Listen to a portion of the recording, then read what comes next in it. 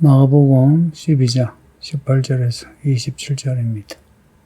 사두개인들이 예수님께 시비 거는 이야기입니다. 예수께 물어 이르되 하지만 의도는 시비 거는 겁니다. 이 사두개인들은 아주 정치적인 사람들이에요. 그러니까 2세기경에 그 하스모니아 왕조라고 그 왕조 때 옛날 다윗 때 사독 대제사장이 있거든요. 그 사독의 후예라 주장해서 뭐 그 발음을 따서 사두견이라 라고 한답니다. 근데 유대교 당파 중에 하나인데 바리새파하고 양대 산맥입니다. 그 나중에 주후 70년에 로마에 의해서 예루살렘이 무너지면서 사두개파가 거의 전멸되었고요. 지금 남아있는 저쪽 유대인은 다 바리새파의 흐름이라 보시면 됩니다. 근데 이 성경시대 때만 해도 사두개파가 종교, 정치 구심점에 있어요. 왜냐? 대제사장, 제사장, 이 사두개파가 다 차지했거든요. 근데 이 제사장이라 하는 이 사람들이 부활을 믿지 않아요. 즉 현실에 충실한 사람입니다. 바리새파는 보수적인데, 그러니까 이들은 현실에 정치적, 종교적, 경제적 이런 문제에서 아주 현실적인 셈법으로 처신합니다. 모세 오경만 믿는다 하는데 그것도 취사 선택해서 믿고요. 천사도 안 믿고 영생도 안 믿고 영혼도 안 믿는데 무슨 하나님을 믿겠습니까? 이런 사람들이 대제사장이 되어서 제사를 하니 성전 역할을 하겠습니까? 세례 요한이 그 요단강에서 세례를 줄 수밖에요. 이 사람들이 예수님께 와서 시비 거는데 이들이 주장하는 거 부활은 없다. 이 사람들이 부활을 가지고 예수님께 묻는다는 것은 자기들이 고집하는 부활은 없다. 이걸 주장하기 위해서 그 부활이 있다 하는 부활을 이야기하는 예수님에 대해 반론을 제기하려고 하는 겁니다. 19절에 보면은 선생님이 모세가 우리에게 써주기를 어떤 사람의 형이 자식이 없이 아내를 두고 죽으면 그 동생이 그 아내를 취하여 형을 위해 상속자를 세울지니라 합니다. 이 신명기 25장 말씀을 인용한 건데요. 이 형이 죽으면 형의 아내가 아들이 없이 죽으면 그 동생이 형의 아내 그 형수를 취하여 아들 낳아야 되는 거. 그러면은 그 아들이 형의 아들이 되는 거예요. 이게 이제 형제의 의무라 하는 겁니다. 남편의 형제의 의무. 이게 형사취수법입니다. 이걸 이야기하면서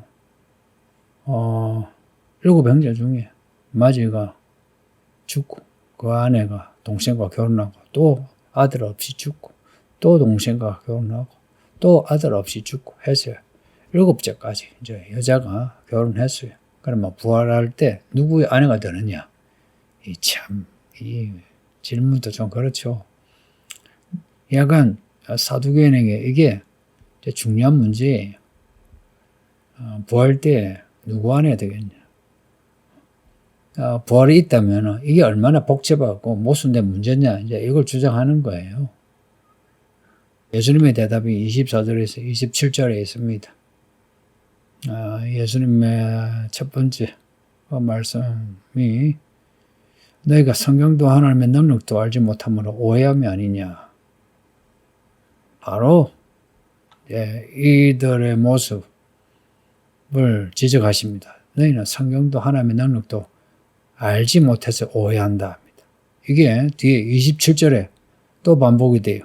그리고 그 안의 내용은 왜 너희가 성경도 하나님의 능력도 모르는지 그 오해함을 증명하시는 겁니다. 친절하시죠.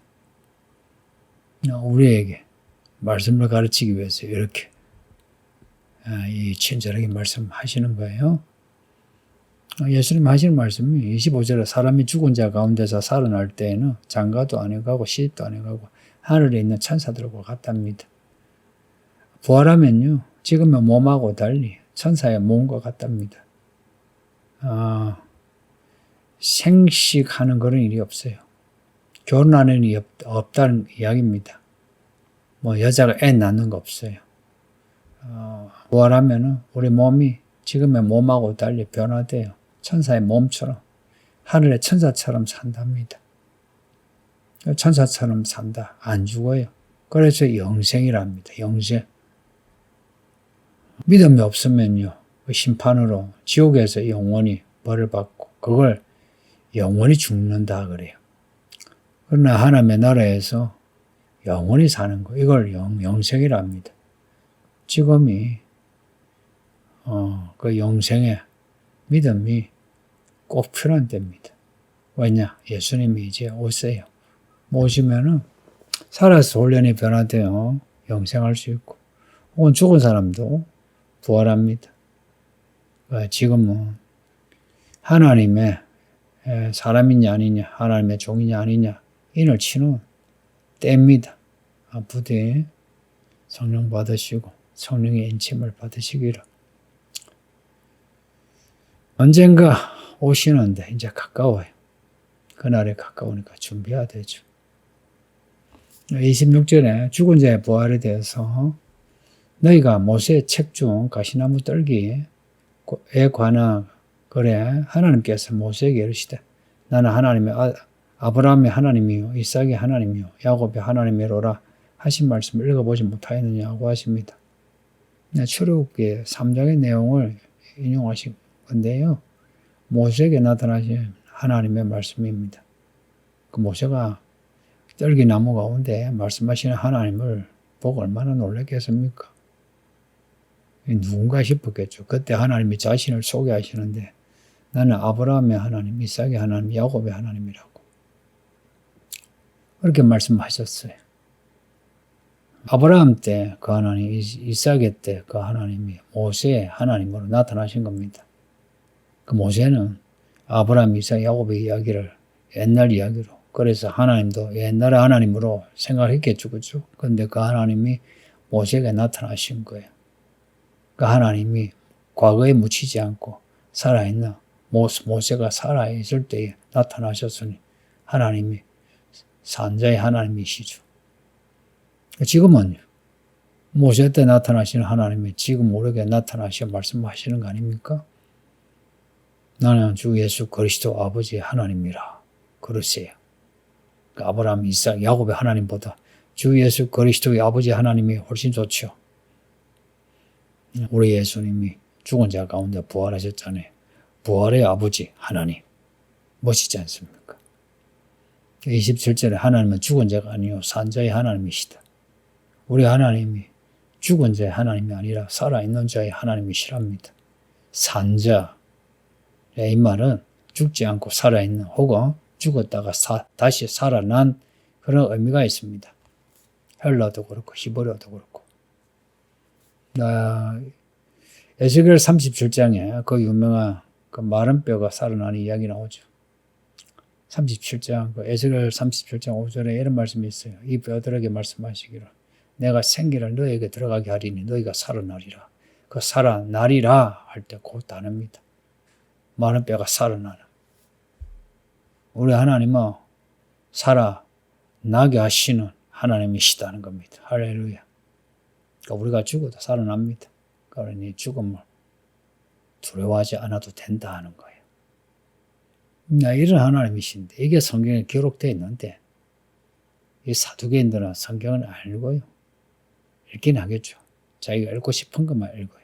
자기들의 신학에 자기들의 소견에 맞는 구절만 찾아가지고 읽어요. 성경은 처음부터 끝까지 읽으라 했어요. 그러지 않으면요. 취사 선택해서 귀에 감을 귀걸이, 코에 감을 코걸이가 되어버려요. 이렇게 하니까 너희가 크게 오해했다 합니다. 오해했다는 거예요. 잘못 알아들었다. 또 뜻이 있지만 방황하다 혹은 멸망하다 뜻도 있어요. 그 말씀을 잘못 이해하면 방황해요. 방황하면 어떻게 돼요? 멸망하죠. 그 말씀에 대한 오해는 멸망의 길로 간다. 인생이 방황한다. 이렇게 보시면 됩니다. 왜 오해하나? 믿음이 죽은 믿음이라서 그래요.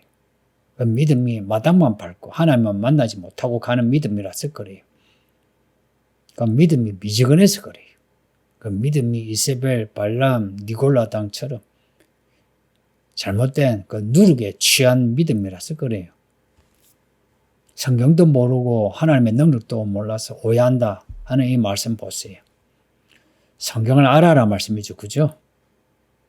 그리고 하나님의 능력을 체험해라 한 겁니다. 어떻게 해요?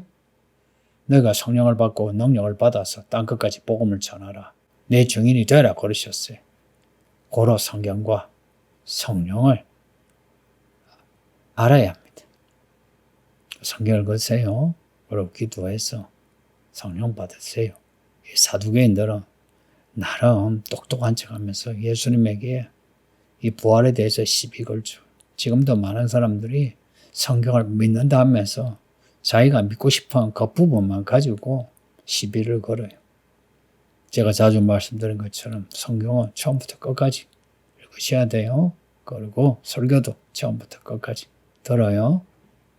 성경을 오해하면 인생은 방황하고 영혼이 죽습니다. 그리고 거짓에 속지 않으려면 끊임없이 기도하세요. 그래서 성령의 인도를 받아야 합니다. 산자의 하나님이시니까. 우리가 살아있을 때 살아있는 믿음으로 우리 예수님 잘 믿읍시다. 아버지 하나님 감사합니다. 우리 예수님이 죽은 자 가운데 부활하신 걸 믿나이다. 부활을 믿지 못했던 사두개인들, 지금도 부활을 믿지 못한 사람들이 있습니다. 예수님의 죽은 자 가운데서 살아나셨으니 이 믿음을 가지고 우리도 예수와 함께 죽고 예수와 함께 우리의 믿음이 살아나게 하소서. 그래서 예수님 오시는 그날에 혼련히 변화되어 영원한 생명을 얻게 하소서. 예수님의 이름으로 기도합니다. 아멘.